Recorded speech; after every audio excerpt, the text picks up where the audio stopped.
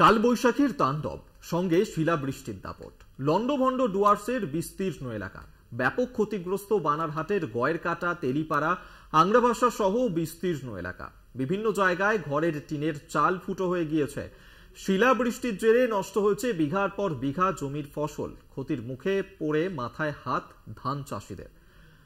শুভজিৎ দেবনাথ এই মুহূর্তে আমাদের সঙ্গে টেলিফোনে রয়েছেন প্রতিনিধি, বিস্তারিত জানবো। শুভজিৎ, কি পরিস্থিতি এই মুহূর্তে ডুয়ার্সে? যেভাবে ক্ষতিগ্রস্ত হয়েছে কৃষকরা এবং একাধিক বাড়িও সেখানে ক্ষতিগ্রস্ত হয়েছে, সব মিলে কি পরিস্থিতি সেখানে? দেখো প্রথম দরবার আর নির্বাচনের কয়েক ঘন্টা আগে কালবৈশাখী তাণ্ডব আর শিলাবৃষ্টির দাপটে ক্ষয়ক্ষতি লন্ডভন্ড হলো ডুয়ার্সের বিস্তীর্ণ এলাকা। ব্যাপক ক্ষয়ক্ষতি হয়েছে বলেই কিন্তু আশঙ্কা করা হচ্ছে। বানারহাটের গয়েরকাটা, তেলিপাড়া, আংরাভাষা সহ বিস্তীর্ণ এলাকায় শুধুমাত্র সাকুয়াঝোড়া 1 নং গ্রাম পঞ্চায়েত সূত্রে জানানো হয়েছে বিভিন্ন জায়গায় প্রায় 300-র উপর পরিবারের বাড়ির টিনের চাল ফুটো হয়ে গিয়েছে। চাষের ফসলের ব্যাপক ক্ষতি হয়েছে।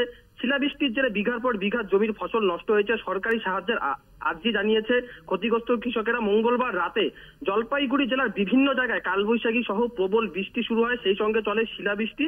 শিলাবৃষ্টির দাপটে জমিতে নষ্ট হয়ে যায় কৃষকের ফসল, ঝিঙ্গে, পাট, তিল সহ বিভিন্ন ফসলের কিন্তু ব্যাপক ক্ষতি হয়েছে। কেউ চড়া দামে চড়া সুদে ঋণ নিয়ে, কেউ আবার সোনা বন্ধক রেখে কিন্তু লাভের আশায় চাষ করেছিল। শিলাবৃষ্টিতে ফসল নষ্ট হয়ে যাওয়ায় কপালে চিন্তার ভাঁজ পড়েছে চাষিদের।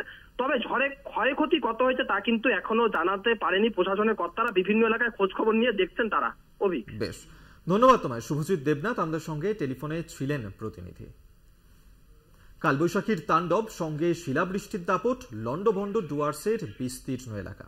ব্যাপক ক্ষতিগ্রস্ত বানারহাটের গয়েরকাটা, তেলিপাড়া, আংরাভাষা সহ বিস্তীর্ণ এলাকা।